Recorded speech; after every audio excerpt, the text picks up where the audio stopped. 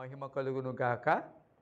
జీవన తొలి సంజ అనుదినమన్న అను ఈ ఉదయకాలపు వాక్య ధ్యానములకు మిమ్మల్ని ప్రేమపూర్వకంగా ఆహ్వానాన్ని తెలియపరుస్తూ నా నిండు వందనాలు తెలియపరుస్తున్నాను.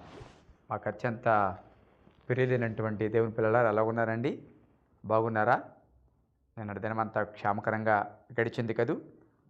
మీ యొక్క ప్రయాణాల్లో, మీ చేతి వృత్తులలో దేవుడు మిమ్మల్ని నడిపిస్తూ వచ్చారు కదూ? అవును ప్రియబిడ్డలారా, మరొక దినాన్ని దేవుడు మనకు అనుగ్రహించి ఉన్నాడు. నిజంగా ఇది దేవుని ఉచితమైన కృపే.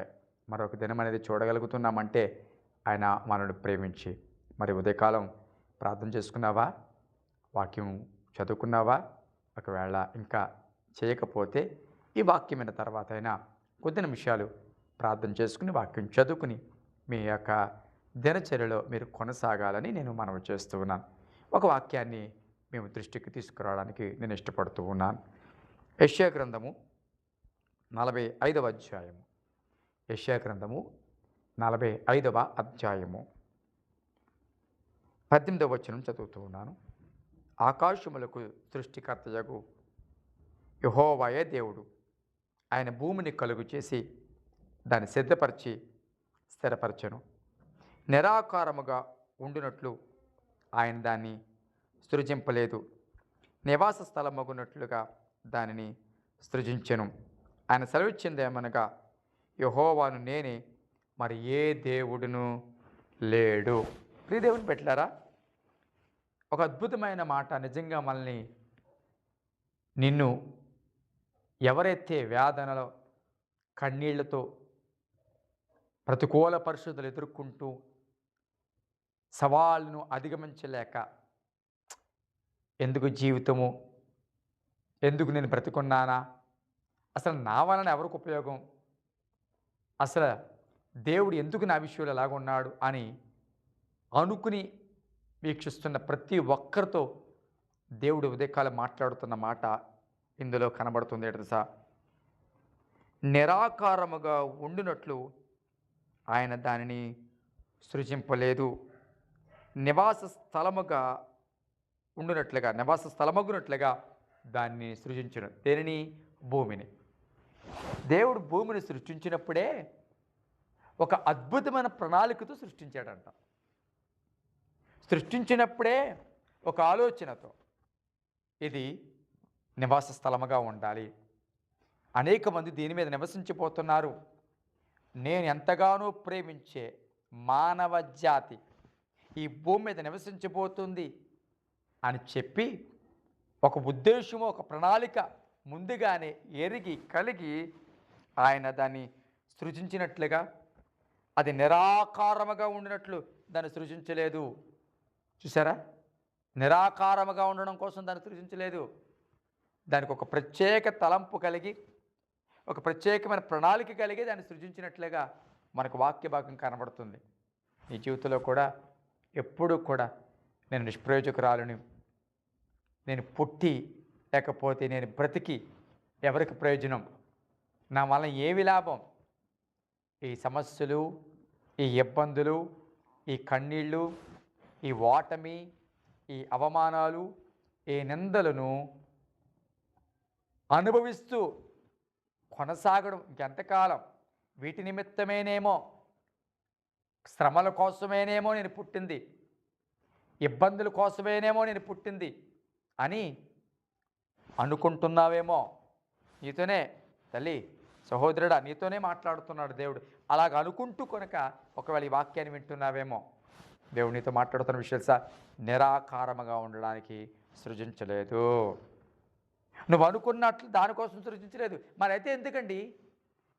ఒకవేళ అలా సృజించకపోతే సమస్యలు ఎందుకండి, ఇబ్బందులు ఎందుకండి అని ఒకవేళ అనుకుంటున్నావా? ఈ ఇబ్బందులు, ఈ సమస్యలు తాత్కాలికం. దేవుడు ఉద్దేశాలు నెరవేరుతా తప్ప ఎప్పటికైనా ఈ సమస్యలు నిలబడవు.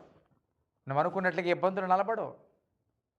బంగారం ఇంకా మెరగాలి అంటే, బంగారం ఇంకా మెరుపు రావాలి అంటే, అది శుద్ధి అవ్వాలి అంటే అగ్నిలో పుటమేయబడాలి కదా.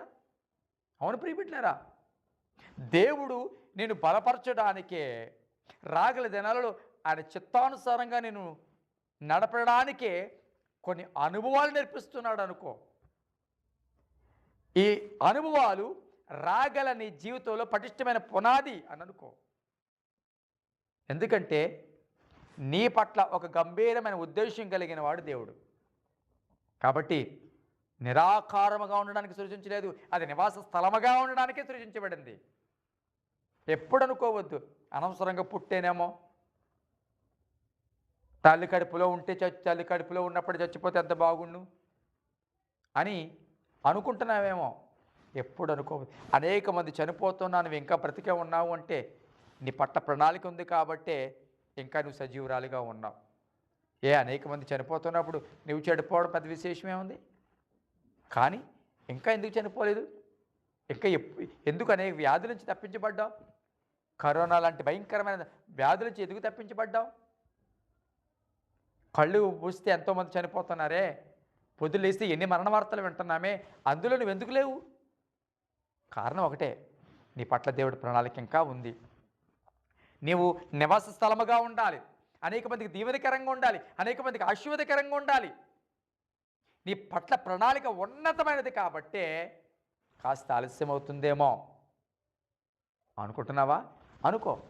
ఉన్నతమైన ప్రణాళిక ఉంది కాబట్టి ఆలస్యం అవుతుంది. అబ్రహాం పట్ల ఉన్నతమైన ప్రణాళిక ఉంది కాబట్టి ఆలస్యమైంది. అవును, అబ్రహాం అనుకున్నాడు ఇంకెన్నాళ్ళు. కానీ ప్రియదేవుని బిడ్డలారా, ఒక ఉన్నతమైన ప్రణాళిక, ఒక ఉన్నతమైన పిలుపు, ఒక ఉన్నతమైన ఉద్దేశం అబ్రహాం పట్ల ఉన్నాడు కాబట్టి ఆ ప్రణాళికల ప్రకారం కొన్నిసార్లు ఆలస్యమైంది. ప్రియదేవుని బిడ్డలారా, కాబట్టి దేవుని సన్నిధిలో కృంగిపోకు. దేవుడు సహాయం చేయబోతున్నాడు. నువ్వు నిరాకారముగా ఉండడానికి సృష్టించబడలేదు, నివాస స్థలముగా ఉండడానికి సృష్టించబడ్డావు. కళ్ళు మూసుకుందాం. పరిశుద్ధమైన తండ్రి, నీ పరిశుద్ధ నామానికి స్తుతులు స్తోత్రాలు చెల్లిస్తున్నాం తండ్రి. అయా, మరి మమ్మల్ని ప్రేమించి మరొద్దనిపించే దినాన్ని బట్టి, సమయాన్ని బట్టి వందనాలు. ఎంతమంది అయితే వారి జీవితంలో వచ్చే సమస్యలు బట్టి, ఇబ్బందులు బట్టి, వారు ఎదుర్కొంటున్న సవాళ్ళని బట్టి, నిందలు బట్టి, అవమానాలు బట్టి బాధపడుతూ, కృంగిపోతూ, నలిగిపోతున్నారు. బ్రతికి ఉండడమే అనవసరం, చచ్చిపోతే బాగుండు, అయ్యో ఎందుకు నన్ను ఇంకా ఈ భూమి మీద బ్రతికి ఉంచావు, నేను బ్రతికి ఉండడం వల్ల ఎవరికి లాభం అనుకుంటూ ఒకవేళ నిరాశ చెందుతున్నారేమో. నాయనా, వారితో మీరు మాట్లాడుతున్నారయ్యా. నిరాకారంగా ఉండడానికి భూమి సృజించబడలేదు, కానీ అది నివాస స్థలముగా ఉండడానికే సృజించబడిందని మీరు మాట్లాడుతున్నారు. నిష్ప్రయోజకంగా ఎవరిని సృష్టించలేదయ్యా, సరదా కోసం ఎవరిని సృజించలేదయ్యా. ఒక ప్రణాళిక, ఒక ప్రత్యేకమైన పర్పస్ మీద సృజించబడ్డామన్న సంగతిని గుర్తెరగడానికి సాయం చేయండి. ఈరోజు కన్నీళ్ళలాగా ఉండమని, ప్రతి దుఃఖము నాట్యంగా మార్చబో రోజు రాబోతుందని గుర్తెరగలిగిన కృప దయచేయండి. బలహీనలు బలపరచండి, అనారోగ్యాన్ని స్వస్థపరచండి. గర్భిణీ స్త్రీలు జ్ఞాపకం చేసుకోండి, గర్భాల కొరకు ఎదురు చూస్తున్న వారిని జ్ఞాపకం చేసుకోండి. కుటుంబ సమస్యలతో బాధపడుతున్న వారిని జ్ఞాపకం చేసుకోండి. చేతి వృత్తులు దీవించండి, వ్యాపారాలు దీవించండి. కోర్టు కేసుల్లో ఉన్నవారిని జ్ఞాపకం చేసుకోండి అయ్యా. అన్యాయముగా ఒకవేళ నాయన ఏదైనా ఇబ్బందులు ఎదుర్కొంటుంటే న్యాయం చేయండి నాయన. బలహీనలు బలపరచండి. హాస్పిటల్లో ఉన్న రోగులు జ్ఞాపకం చేసుకుని, మరణ పడక మీద ఉన్న వారిని జ్ఞాపకం చేసుకోండి. ప్రభా, దర్శించండి, బలపరచండి, సిద్ధపరచండి, మహిమ పొందండి. ఈరోజు వారి దినచర్య అంతా ఆశ్చర్యకరంగా ఉంచమని యేసు నామములో అడుగుచున్నాం తండ్రి. ఆమేన్.